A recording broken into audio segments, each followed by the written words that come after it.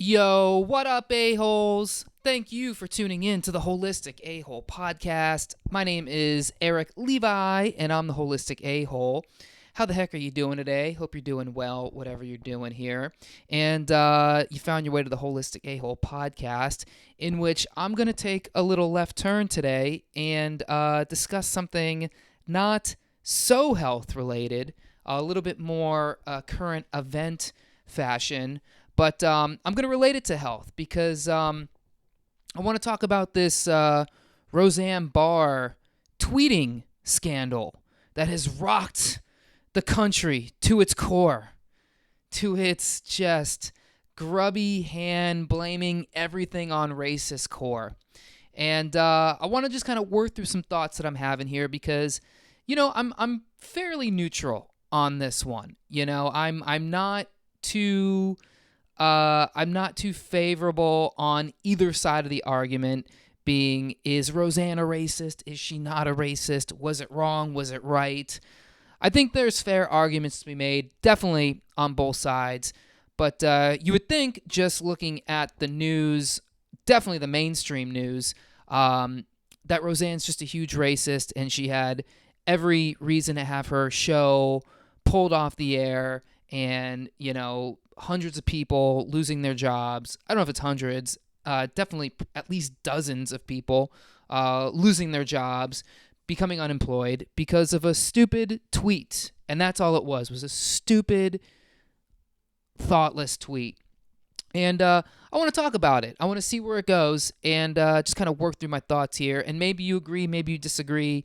Maybe you get so mad at me for even broaching this topic that you never listen again. Or maybe you're like, hey, finally, a differing opinion to everything I've heard up until this point. So we're going to get into all that here on this episode. But before we do, I first want to give a shout out to everybody who's been listening to the previous episodes. Thank you so much for finding your way here. I hope you're enjoying all the episodes, the podcast, the videos, my definitely not hateful tweets. I hope you're enjoying all that from me here. If you are, just do a hot favor for me. Hit the subscribe button right there in your podcast player. That way this podcast pops up in your feed every single time it's published, which is like 2 or 3 times a week at this point. Go on over to YouTube. Subscribe to the Holistic A-Hole YouTube channel, because I got videos coming out there also every single week, once or twice a week. Find me on Facebook, Holistic A-Hole, like the Holistic A-Hole page, and then go follow me on Instagram and Twitter at Holistic A-Hole, both of those. And if you enjoyed the episode, shoot on over to iTunes, leave the podcast a nice little review. 5 stars would be fantastic. And a little note as to your thoughts on what you think. Make it nice, because nice is good. Yeah? Yeah. Okay, let's talk about Roseanne. And let me just preface this by saying I'm not a Roseanne fan. I think I've talked about Roseanne maybe on this podcast. I don't know. I don't think I have. But I'm not a fan. Not that I'm not a fan as in I don't like Roseanne. I just don't, it's not on my radar. I don't have a TV. I don't watch, primetime TV. I don't know who does. Maybe you do. I don't know how you could watch primetime TV in 2018. It just feels like such an ancient, nostalgic thing. But I don't watch the current Roseanne. When I was a kid, I watched, the old Roseanne from time to time. I definitely didn't watch every episode. I probably watched, a season or two full of the show. I definitely know who the characters are, but it was never like, it was never in my wheelhouse, I guess, of shows to watch. I was like a Seinfeld guy. The only shows I really watched when I was younger was Seinfeld and The Simpsons, and never watched Friends. I watched SportsCenter and MTV. That's what I watched. Now I don't have a TV, so I don't watch any of that stuff. As far as like Roseanne as a comedian, I'm really not familiar with any of her stand-up, act, routine, shtick. I don't know any of it. I couldn't tell you a Roseanne joke. As far as I know, Roseanne got popular when she sang the national anthem, and that's all I know. Of course, I know she had probably a much longer, more difficult road to get to where she is. Like any comedian, this is not a business where people just hand you stuff unless you're, I'm not going to say that because it's going to come out racist. But nobody really hands you anything in comedy. You have to work for every scrap that you get, especially when someone like Roseanne came up, which I believe was like in the 70s, performing at the Comedy Store, in its early days, and making a name for herself and hustling and just being flat out undeniably funny. At least for what people must have loved back then. I'm always shocked at what people find funny, because it's just so, like, I'm so not in the mainstream of funny. And then some people would say that I'm not funny because I'm not. I don't make Star Wars references or know anything about Marvel movies. I have no Harry Potter jokes. So the mainstream thinks I'm a square. And the mainstream can go fuck themselves. I don't really care. You don't do comedy to try to please everybody. You do comedy to make whoever's in front of you laugh, and that's what I do. But as far as like what people find funny, like if you find sitcoms on television funny in any way, shape, or form, then I think there's something wrong with you. I really do, because and I'm not saying that because I'm like, oh, I'm just being a hater. I just don't find the humor funny. I don't find scripted television, at least like in the old way, funny. Canned audience laughter, the overproduction of, sitcoms. I never thought they were funny. I never have laughed out loud at a sitcom, unless it was Seinfeld. And even now, I probably couldn't like laugh out loud to a Seinfeld episode. It's just not my flavor. So my point is, I have no preconceived favoritism towards Roseanne or hate towards Roseanne. I just see her in the news and I'm like, okay, she hadn't been in the news for a long time, and then she got the show on again. And again, I didn't see any of the show. From what I heard, it was, the whole point of it was to give like an opposite perspective maybe of like what the mainstream narrative on what do you fucking call it? Like mainstream television is, it was about, Roseanne happened to be a Trump supporter in the show, and it caused a heck of a buzz over the last 6 months. And, people tuned in like, oh my God, is Roseanne gonna like say something positive about Trump? Oh my God, are they trying to normalize Trump? And apparently it was just it was like a bait and switch, supposedly, where it was like, it was pro-Trump, but it was also like, kind of like those, beneath the surface slights, like backhand compliments sort of thing, where who knows? Either way, anything that has to do anything with Trump in a positive light is a controversy. You're not allowed to like Trump in any way, shape, or form. And I see all the people who I follow on social media. It's just like a nonstop barrage against Trump every single day. It's nauseating. It's not even infuriating to me, because, at least anymore. It used to really bother me, but now it's just like, whatever, dude. It's like, if you just spend every single day of your life just looking for a reason to hate Donald Trump, the democratically elected president, there's something wrong with you. I feel bad for you that, you look at all this news and you're like, oh, see, Trump is doing a bad job. And sure, granted, there's been a lot of things Trump has done, which I certainly don't agree with. I certainly wouldn't condone. Plenty of things he said or tweeted where I'm like, this guy's a fucking idiot. This guy's a maniac. But I'm not going to come out and, every single day just take a piece of news and be like, see, here's another reason why I hate Donald Trump. Here's another reason why Trump is failing me. Here's another reason why Trump's corrupt. It just gets so old after a while. And it just proves that you have no ability to look at the context of situations. The only time people like Trump, the only time the press likes Trump is when he bombs Syria. That's it. That's all he gets credit for. So I'm not going to come out here and start, throwing out my defense of Donald Trump. It's just ad nauseum. It's not what this podcast is about, because I do want to stick with this whole thing about Roseanne. Okay, so Roseanne, if you're listening to this podcast, you probably know what happened. Came out the other day and put this tweet out late at night where she was talking about this lady, Valerie Jarrett, who apparently was the national security advisor or something for Barack Obama, President Obama. And I don't know much, or I know nothing about this lady. I hadn't even honestly heard her name, ever, maybe once or twice in my life.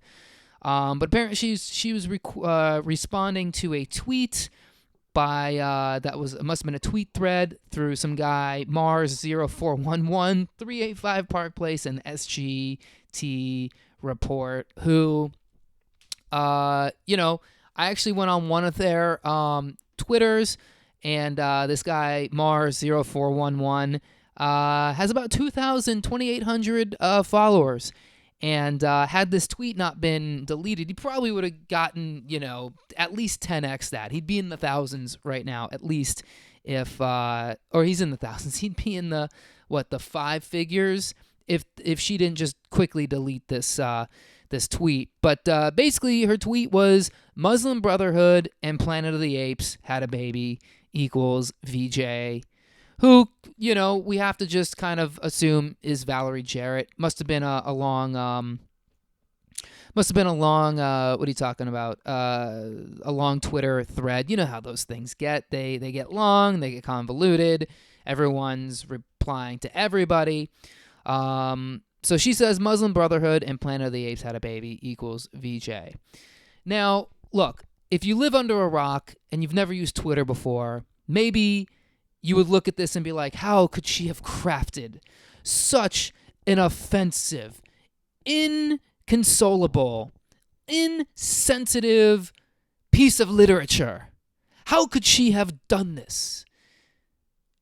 If that's what you're thinking, then you clearly have no idea how Twitter or social media works, okay? Twitter, at least in my experience, is like the throwaway idea platform. It should really be used, in a much more strategic, smart way. There's plenty of people on Twitter who do use it in a strategic, smart way. But I find most of the people who use Twitter, I would even say upwards of like 98% of the people who use Twitter, at least definitely comedians, myself and people I know, use it as just a place to throw away jokes, okay? You just throw away jokes. You think of a joke, comes to your head, you're like, that's funny. I'm never going to use that on stage, never going to use it in a bit, never going to use it in a piece of actual, news or transcript or book or ebook or whatever it is. I'm just going to throw it on Twitter and just see what happens, And Twitter has become just the bane of a comedian's existence, because I know plenty of comics who have gotten in just so much trouble for tweets, for thoughtless tweets. And I say thoughtless not in a way of like, these monsters, this was a thoughtless tweet. And more like, no, they just didn't put the thought into thinking, like, is this going to have negative repercussions for my career? I know a guy who headlines around the country. And he put a tweet out last week about it could be construed as insensitive to homosexuals, and it caused quite the uproar. And people were making petitions to keep people from going to his shows. One of my favorite comics, Nick DiPaolo, had another tweet. I forget what his controversy was. I forget what the tweet was, but then, he got a show pulled from him. He got, he had to cancel all his shows. He just got an insane amount of just social media backlash for a tweet. I mean, it just happens at this point, at least once a week, there's a comedian who has a tweet that, people say proves that they're racist or homophobic or whatever. And And it's a real problem, dude. Not the tweets, but the backlash, you know? And what it proves is that this whole industry of show business is just so fickle, man. It's so fucking fickle. That's why I do this podcast, because really, I could say whatever I want. I could do whatever I want. I'm creating my own business, my own platform, and I'm never going to rely on anybody in a position above me who can give me something and take it away. I never will. I never will, because I will never, even though, I say things that are probably not popular. If you listen to the last podcast, I was talking about breastfeeding. And if you heard it, you probably heard, I don't know a lot about breastfeeding. I gave my best stab at trying to give my thoughts on it. And the point was, if you haven't heard it, was I'm for it.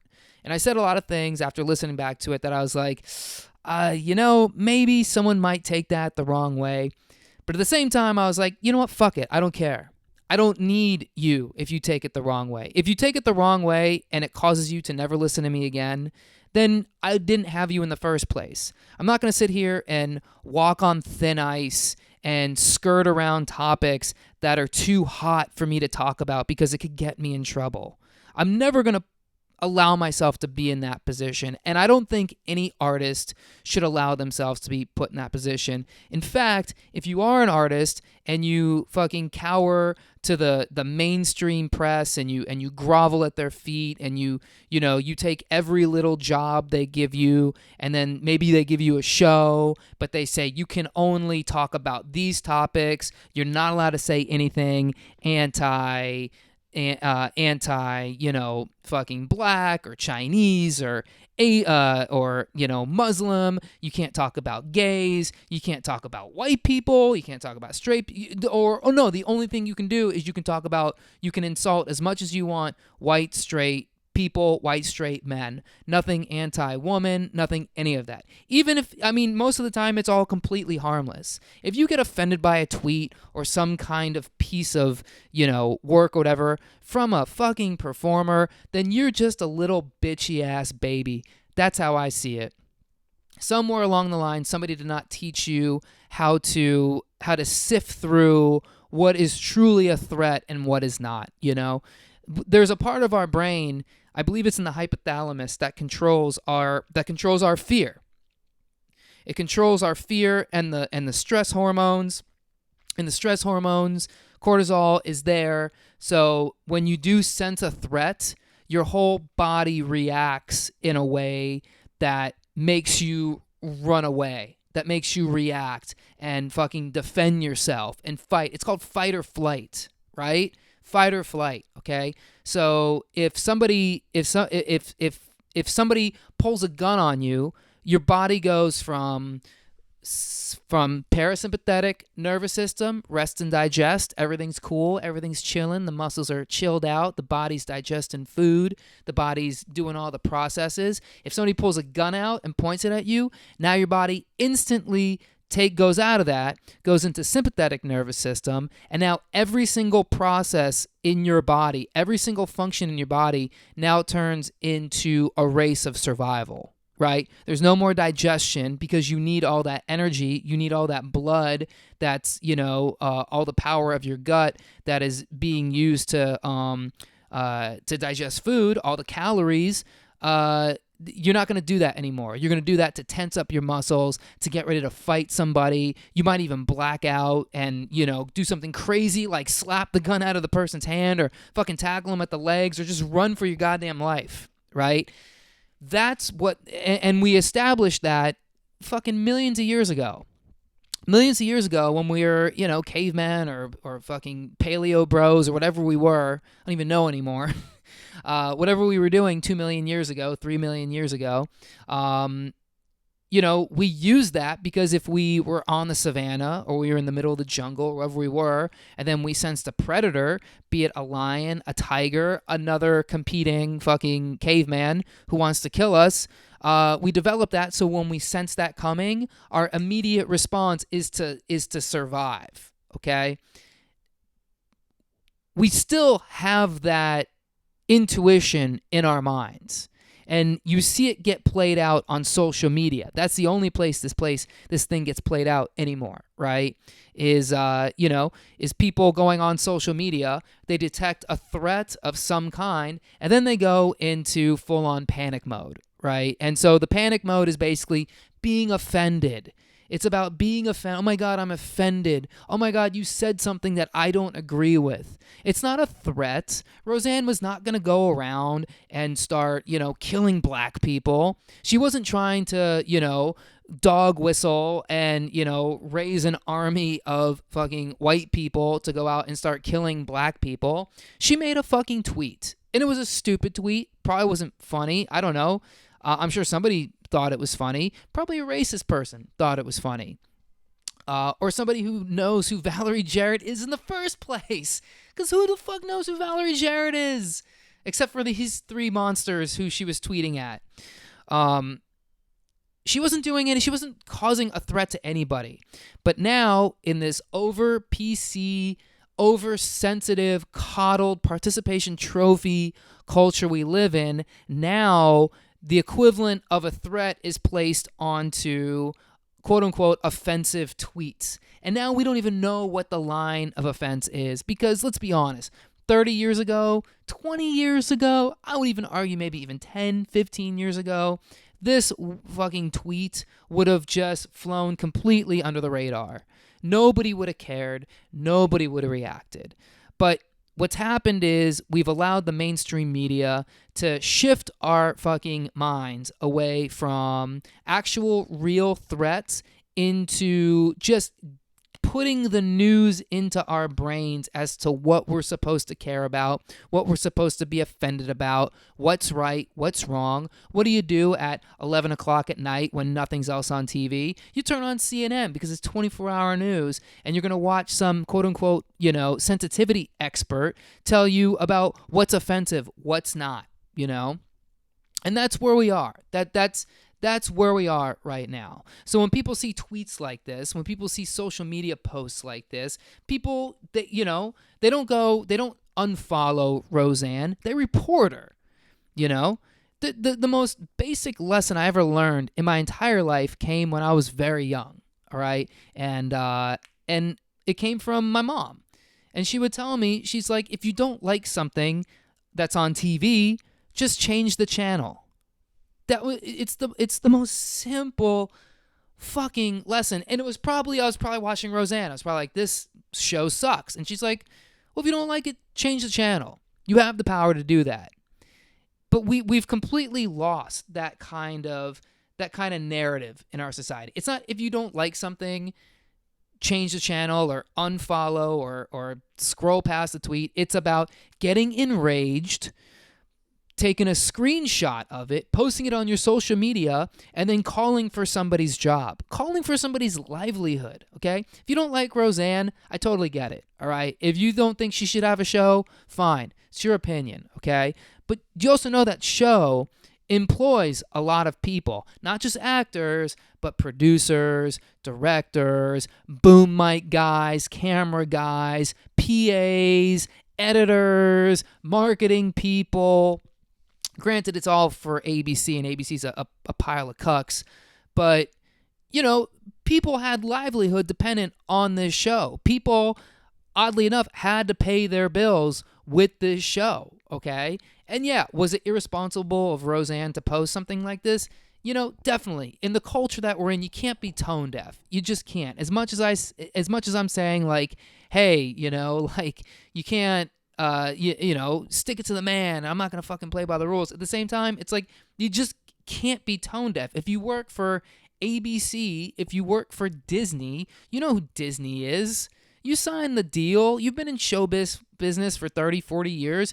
You know what this is about. How you can't be that tone deaf and then just say, well, I'm just going to just be stupid and just fucking post what I want. Okay, well, that brings us to the next part of it, okay? Because what Roseanne did the next day after this tweet came out is she went on another tweet storm and was pretty much just trying to kind of back up what she said, apologize but not apologize and then call out the double standard, which there absolutely is, okay?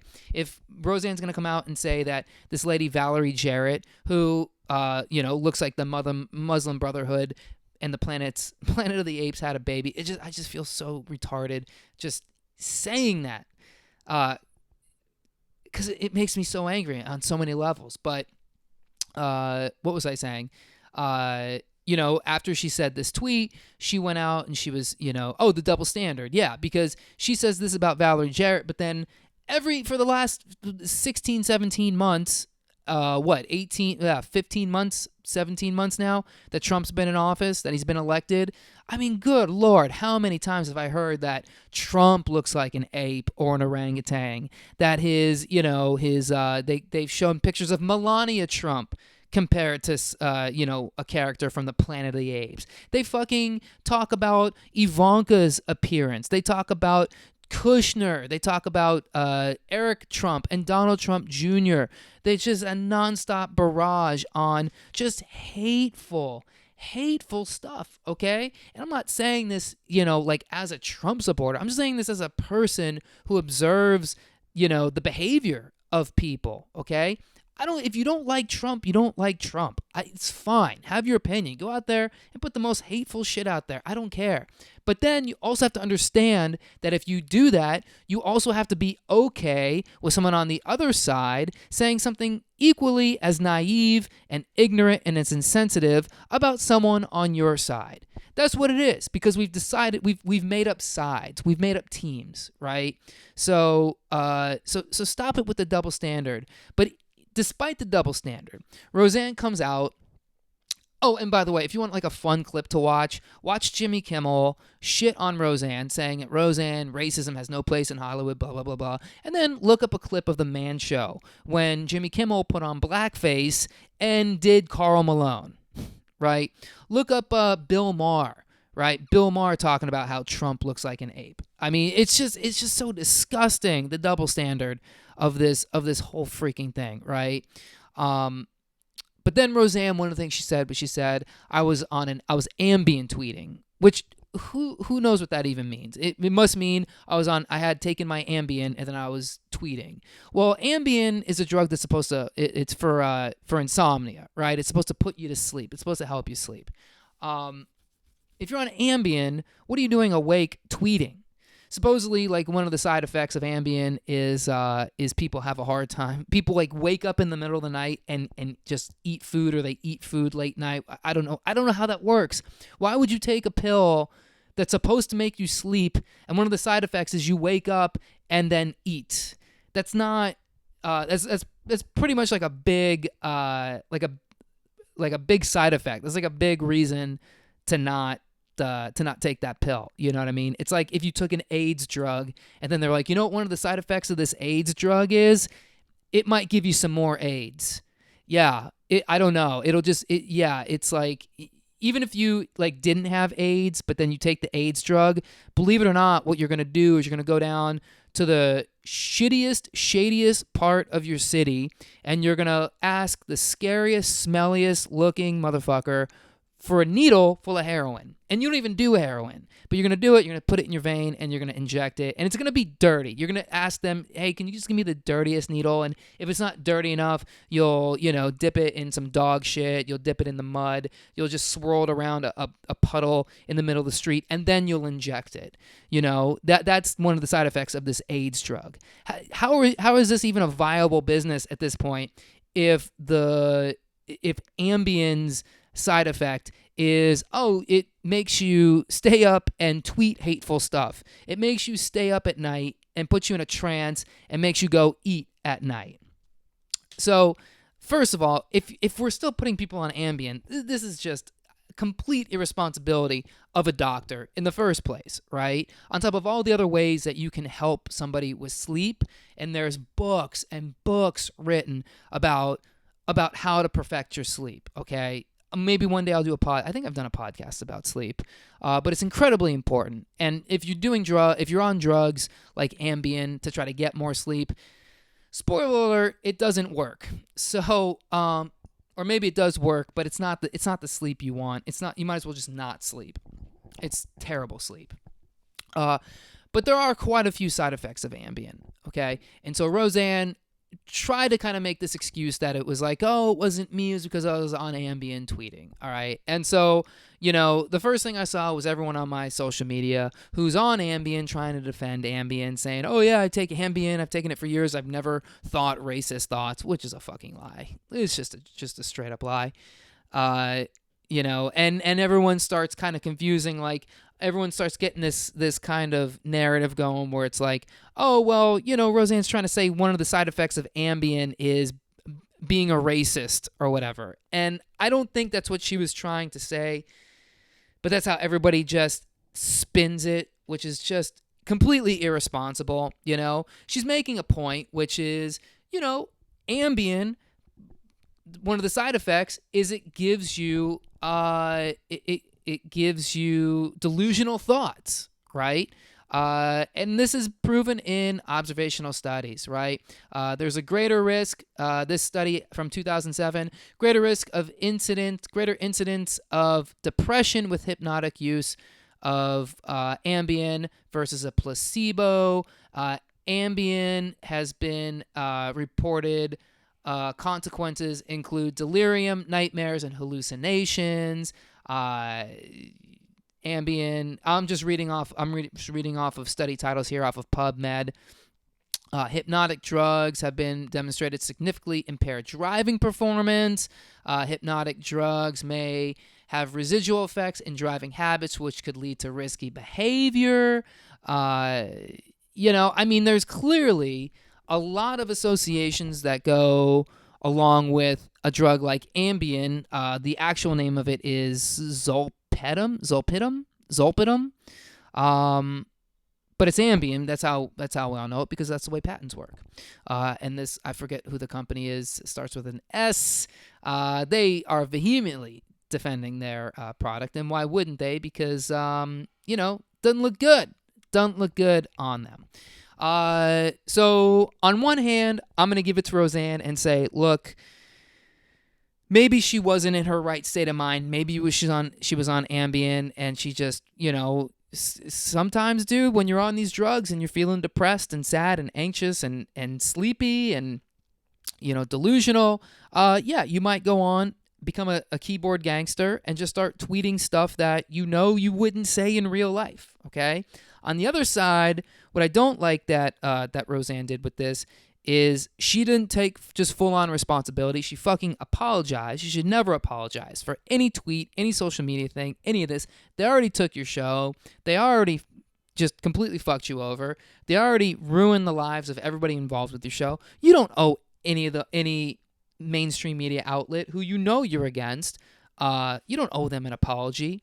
But what I don't like that she did is she didn't take responsibility for saying what she said and try to blame it on Ambien, which is a huge problem, man, because this is what all these fucking serial shooters are doing. These serial shooters, these school shooters, these mass shooters, these people who, go crazy and grab guns and then go to churches or go to concerts or, whatever, go to schools and start shooting people. They're all on these drugs. I believe, was it the Vegas shooter? They found Ambien in his system. They found Ambien, I believe, in the Orlando nightclub shooter. One of these like psychotropic. Even if it's not Ambien, even if it's fucking Zoloft or any of these antidepressants or anti-anxiety medications, Prozac or whatever it is, right?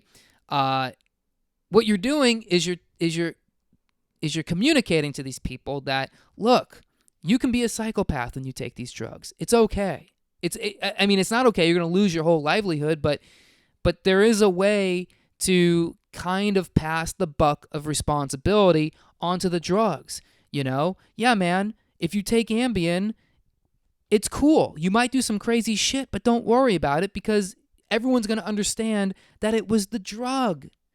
That it was the drug that made you do it. And it wasn't the drug that made you do it. It wasn't the drug that put the phone in your hand and made you fucking tweet. You should have just not had the phone around you. You should have taken the Ambien and fallen asleep, okay? Yeah, it doesn't look good for Ambien. And I'll say 100% I believe that Ambien does play into people's psychosis. It 100% does. There's no doubt about that. I'd be happy to debate that with anybody. Does it give you racist thoughts?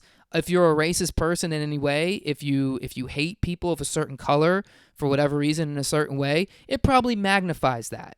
If you hate liberals, it's going to magnify that. If you hate white people or conservative, it's going to magnify that.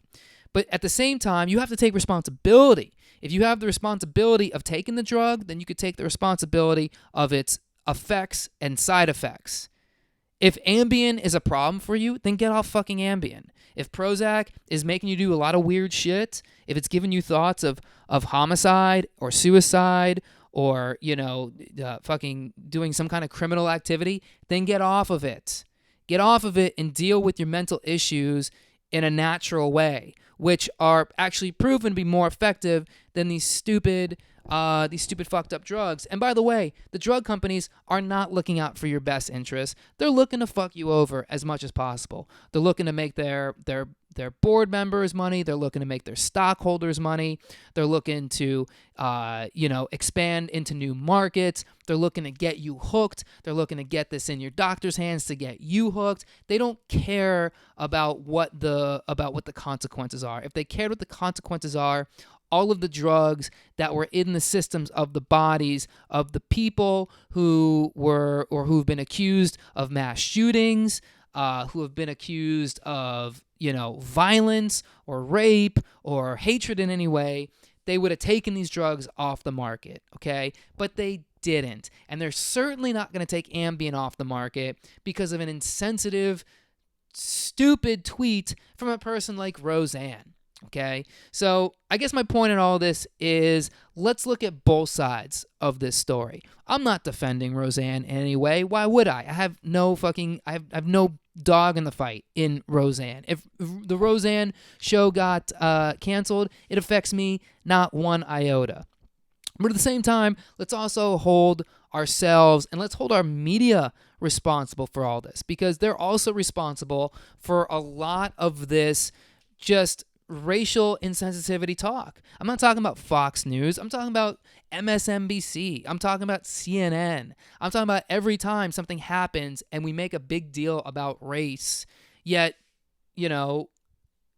nobody's life is being affected in any way because of a stupid tweet. Let's start taking responsibility for our actions and stop just coming down, lock, stock, and barrel on people who are not a threat to you.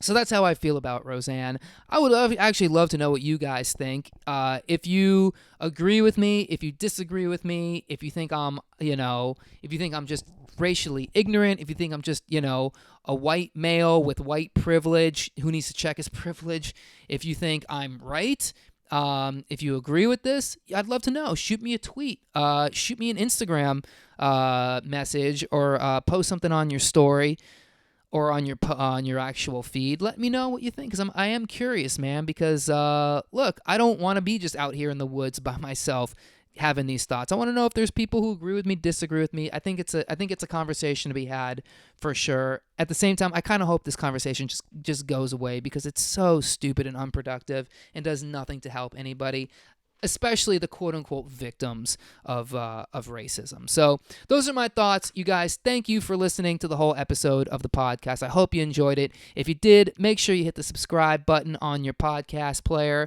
Make sure you go to iTunes and leave a review. Follow me on Facebook, Instagram, Twitter, or shoot me an email, holistic.a.hole@gmail.com. Shoot me a Facebook message if there's anything you want to hear me talk about, and I'll catch you on the next one. Peace.